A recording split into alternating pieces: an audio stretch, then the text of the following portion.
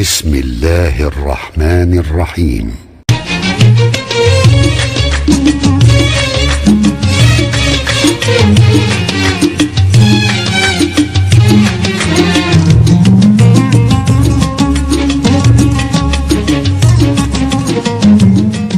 Bagaimana hukumnya baca Al-Quran di kuburan?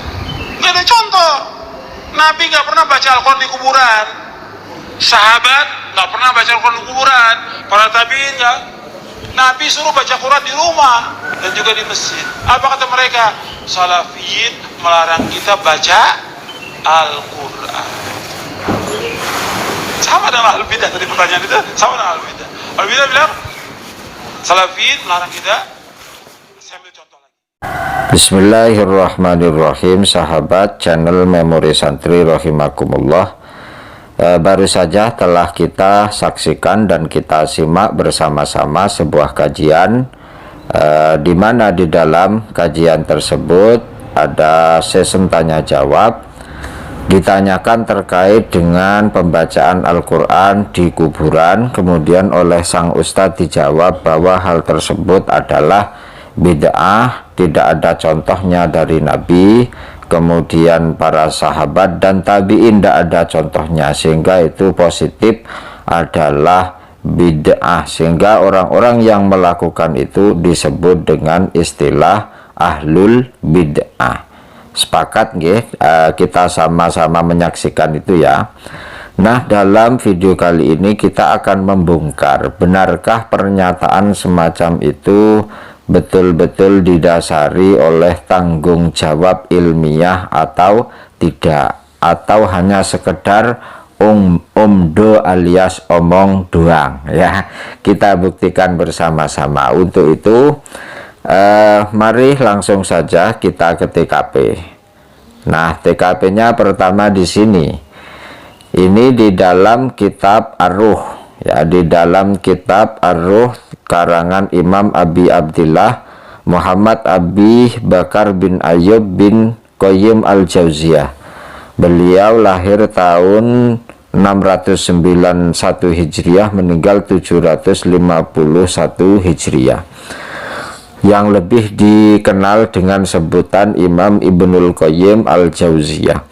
Beliau adalah murid dari Imam Ibnu Taimiyah.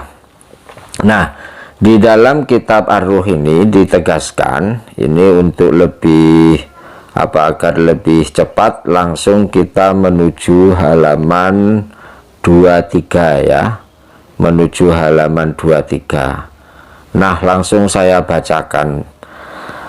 Bismillahirrahmanirrahim. Ini halaman 22, kemudian kita tarik ke atas, maka di sini halaman 23. Qala al-Khallalu, Syekh Khallal berkata, wa akhbaroni al-Hasanu bin Ahmad al-Warraq, telah memberi kabar kepadaku, yaitu Hasan bin Ahmad al-Warraq. Haddatsani Ali bin Musa al-Haddad.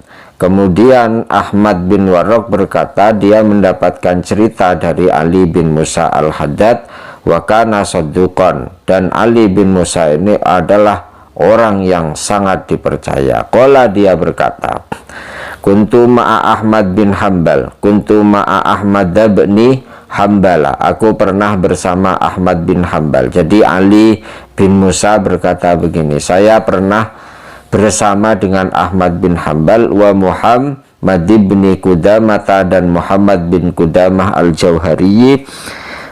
Jadi 3 orang, berarti Ali bin Musa, Ahmad bin Hanbal, dan Muhammad bin Qudamah. Lagi ngapain mereka? Fi janazatin, dalam suatu jenazah, artinya takziah. Kemudian apa yang terjadi? Falamma dufina, maka ketika dikuburkan al-mayyitu, mayyit, ketika mayyit dikuburkan, tiba-tiba jalasa, duduklah, rojulun, seorang laki-laki, dorirun, yang buta. Jadi tiba-tiba ada orang buta duduk ya di atas kuburan. Ngapain dia? Yaqra'u, dia membaca dia membaca Quran indal qabri, di samping kuburan. Apa yang terjadi kemudian? Faqala, maka berkatalah lahu, kepada orang tersebut, Ahmadu, Imam Ahmad, Kemudian Ahmad bin Hambal atau Imam Ahmad atau Imam Hambali berkata kepada orang itu, ya hadza, begini, ya hadza, wahai laki-laki, innal qira'ata indal qabri bid'atun, sesungguhnya membaca Al-Quran di kuburan itu adalah bid'ah. Wah, langsung ya, langsung dikasih tahu membaca Al-Quran di kuburan itu bid'ah. Artinya apa? Ustadz tadi dalam tanya jawab itu sama dengan ini ya, pertamanya begitu. Nah, kemudian falamma kharajna, Syekh Ali bin Musa melanjutkan ceritanya, falamma kharajna, maka ketika kami keluar, minal maqabiri, dari kawasan pekuburan, qala Muhammad bin Qudamah, kemudian Muhammad bin Qudamah berkata li Ahmad bin Hambala, kepada Ahmad bin Hambal, ya, berkata begini Ahmad bin Qudamah, ya Aba Abdillah, wahai Aba Abdillah, mataqul fi Mubassarin al-Halabi, bagaimana menurut engkau terkait dengan seorang yang bernama Mubassar al-Halabi, Mubassir al-Halabi? Mendapatkan pertanyaan seperti itu, Ahmad bin Hambal menjawab, qala thiqatun, dia orang bisa dipercaya dia. Kemudian Muhammad bin Qudamah Ahmad bin Hambal bertanya, qala katabta an Husay'an, kamu ada informasi atau menulis ilmu apa dari dia, barangkali ada yang engkau tulis? Ini pertanyaannya Imam Ahmad bin Hambal. Qala na'am. Kemudian Muhammad bin Qudamah berkata, ya, aku ada tulisan ilmu darinya. Qala fa'akhbaroni. Kemudian Muhammad bin Qudamah berkata ke bini, fa'akhbaroni. Qala, bahwa Mubassir al-Halabi berkata begini, fa'akhbaroni, aku mendapat, keliru nggih. Qala Muhammad bin Qudamah berkata, fa'akhbaroni Mubassirun, aku telah dikasih tahu oleh Mubassir, begin an Abdurrahman bin Ala ibn Lajlaji, dari Abdurrahman bin Ala bin Lajlaj. Informasi ini dari Abdurrahman bin Ala bin Lajlaj. Beliau dari siapa? An abihi, dari bapaknya. Apa informasinya? Anahu, sesungguhnya bapaknya itu auso, telah berwasiat, begini wasiatnya, idza dufina ayyukra inda ra'sihi bi Fatihatil Baqarah wa khatimatiha.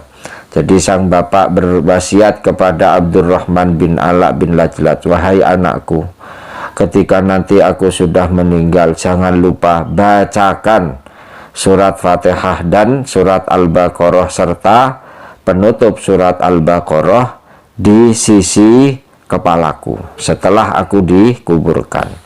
Waqala sami'tu Ibnu Umar, dan sang bapak berkata, sami'tu Ibnu Umar yusi bidzalik, karena aku mendengar sahabat Ibnu Umar berwasiat begitu.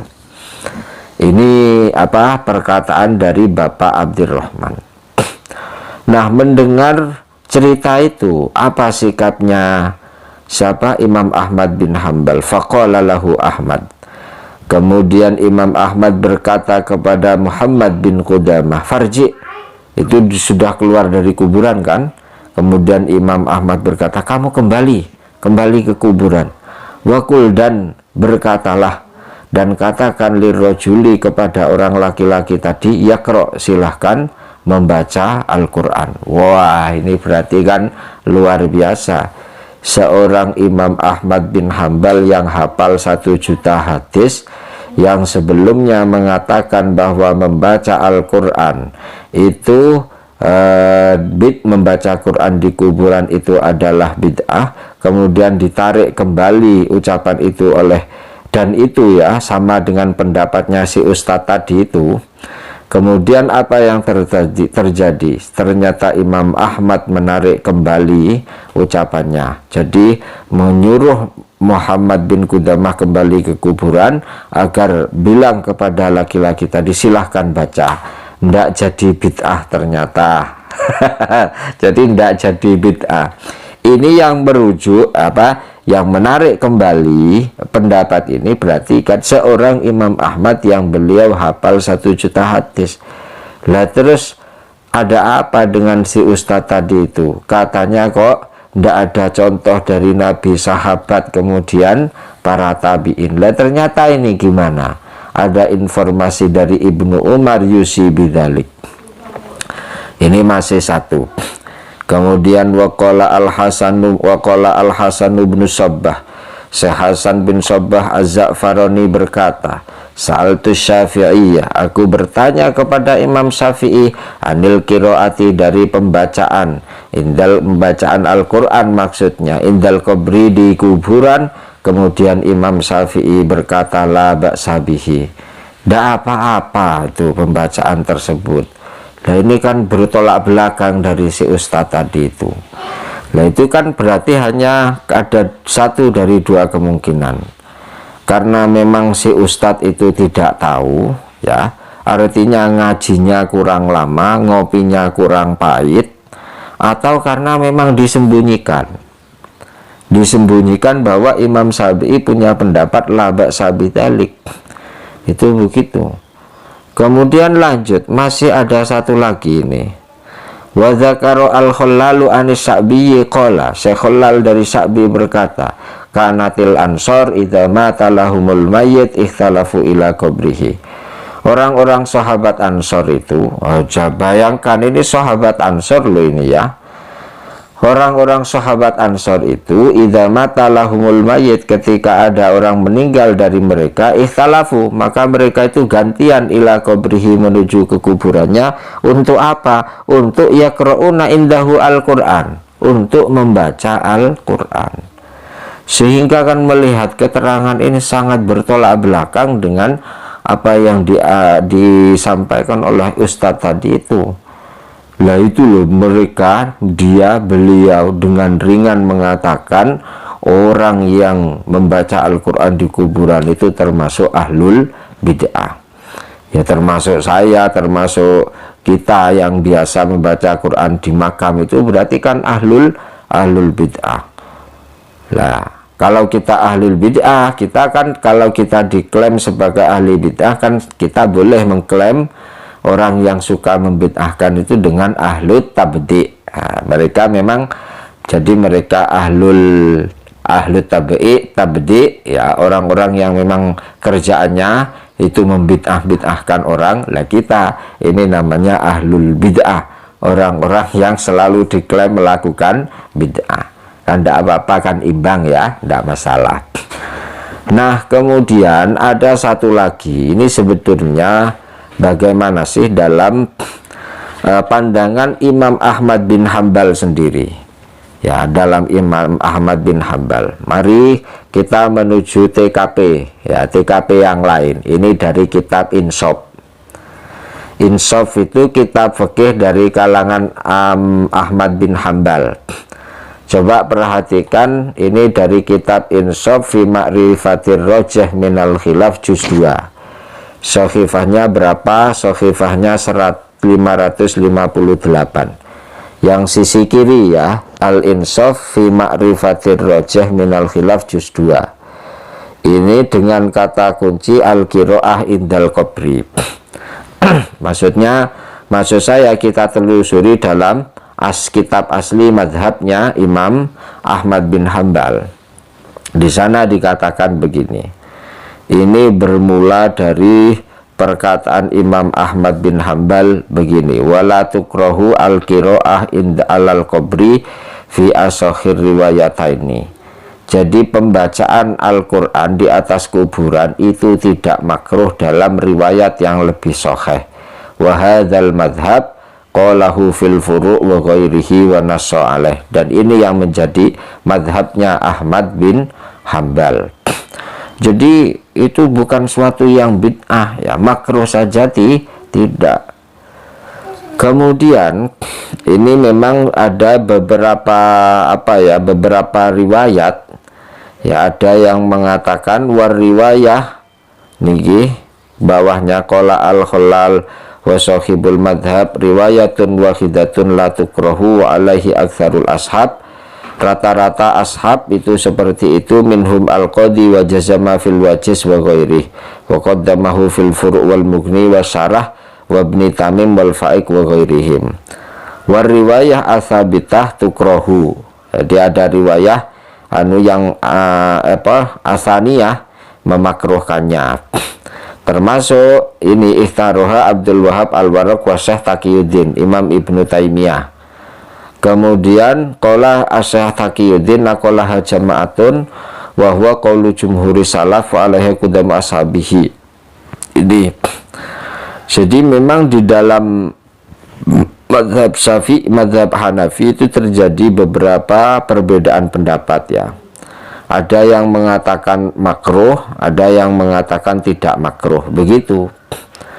Kemudian nikultu qala katsirun minal ashab raja'al imamu Ahmad an hadhir riwayah. Banyak sekali dari ashab mengatakan bahwa riwayat yang mengatakan Imam Ahmad memakruhkan itu ternyata ditarik kembali. Nah itu cerita tadi itu sebagaimana di dalam kitab Ar-Ruh. Faqad rawa jama'atun anil imami Ahmad annahu marra bidaririn yakra'u inda qabrihi finda qabrin fanahahu. Ini ceritanya sama. Imam Ahmad pernah mendapati orang membaca kuburan, membaca Quran di kuburan. Kemudian Imam Ahmad melarangnya. Wa qala al-qira'ah indal qabri bid'atun. Faqala Muhammad bin Qudamah al-Jauhari ya Aba Abdillah ma taqulu fi Habasin al-Halabi. Faqala thiqatun, dia orang terpercaya. Faqala haddatsani Mubasyir an abihi annahu awsa idza dufina ayyuqra'a indahu bi Fatihatil Baqarah wa khatimatiha. Bahwa Mubasyir bercerita dari bapaknya berwasiat kepadanya agar nanti kalau sudah dikuburkan agar dibacakan surat Fatihah, Baqarah dan penutup Baqarah di samping kepalanya. Dan beliau berkata, sami'tu Ibnu Umar yusi bidzalik. Jadi dia mendengar bahwa sahabat Ibnu Umar mewasiatkan itu. Kemudian apa yang terjadi? Faqala al-Imamu Ahmad irji faqul lirrajul yaqra fahadza yadullu ala ruju'ihi. Maka keterangan ini menunjukkan Imam Ahmad merujuk kembali.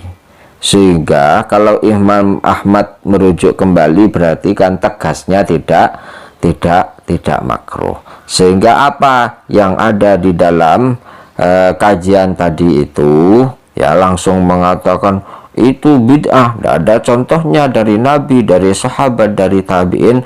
Ternyata kalau kita cari atau kita benturkan dengan keterangan-keterangan para ulama, ternyata kok justru bertolak belakang ya.